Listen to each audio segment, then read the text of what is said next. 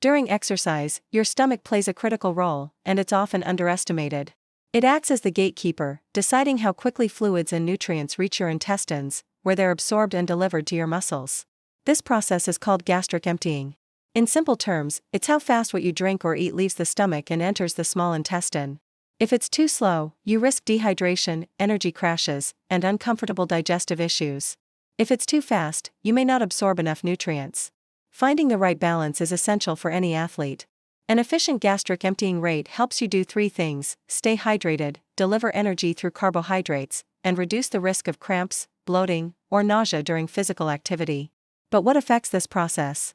First, the volume of what you ingest. It may sound strange, but sipping small amounts can actually slow things down.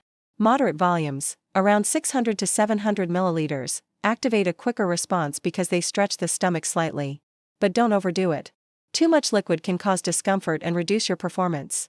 Second, the osmolality of the beverage, its concentration of sugars and electrolytes. Isotonic or slightly hypotonic drinks, meaning their concentration is close to or lower than that of your body, empty faster.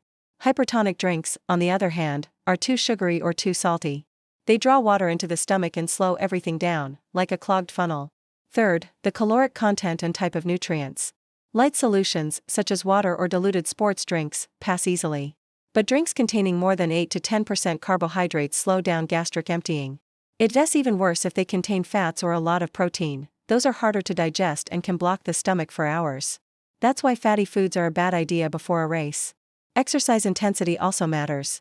At low or moderate intensity, your body can still digest. But once you exceed 75% of your maximum oxygen consumption, blood flow to the stomach decreases, and digestion slows down. This often leads to heaviness, cramps, or nausea, just when you need energy the most. Temperature also plays a role, though a smaller one. Cool beverages, between 5 and 10 degrees Celsius, tend to work slightly better. They're also better tolerated, especially in hot weather. Don't forget about stress. Pre-race anxiety can alter stomach motility and slow down emptying. Even mild dehydration has the same effect. That's why starting out hydrated is essential. So, what happens when gastric emptying shuts down? Food and fluids build up in the stomach, causing bloating, cramps, nausea, or even vomiting.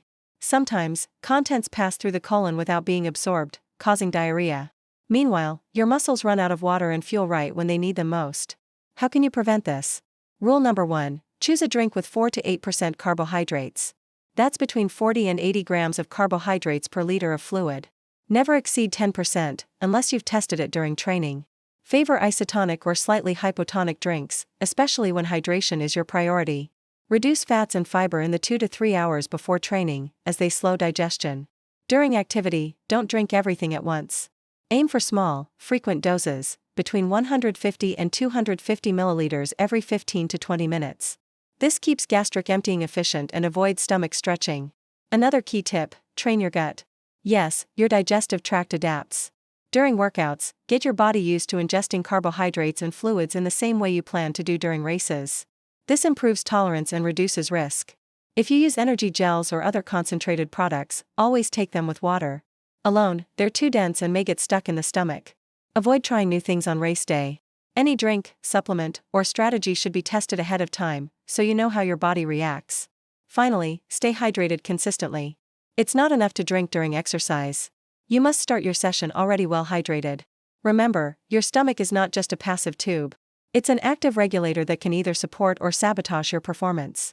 Knowing how it works, and treating it right, is one of the keys to winning your biggest race, giving your best, without compromise.